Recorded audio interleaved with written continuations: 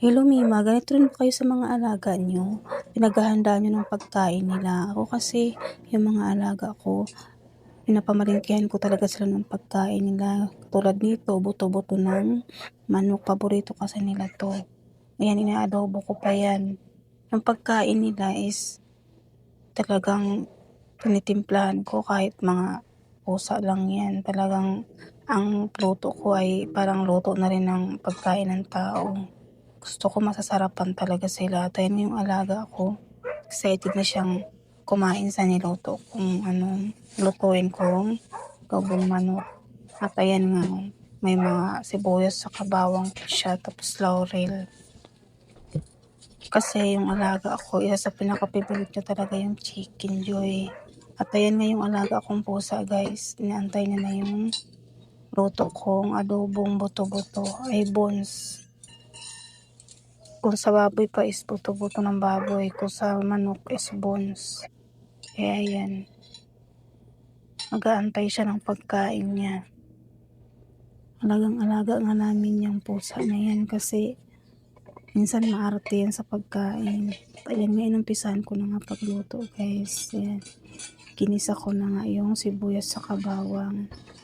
At ayan, for the halo-halo ng person. Sarap ko ng pagkaluto ko niyan kasi nilagyan ko na medyo sabaw-sabaw para malagyan ng sabaw yung kanin ng alaga kong pusa. Mahilig kasi ito sa sabaw, minsan humihigo pa to ng sabaw. Di ko nga alam kung pusa ba talaga to o tao. Minsan yung pagkain namin gustong gusto niya. Kumakain pa to ng kamuti tsaka tinapay. Tapos makain dito ng gulay. Sobrang vegetarian yung pusa namin. Kaya hindi to sakitin kasi malakas yung immune system niya. Mahilig siya sa gulay. Kasi one time pinakain ko siya ng ginisang repolyo. Sarap ng kain niya. Pati yung sardinas na upo. Gustong gusto niya lang kumain.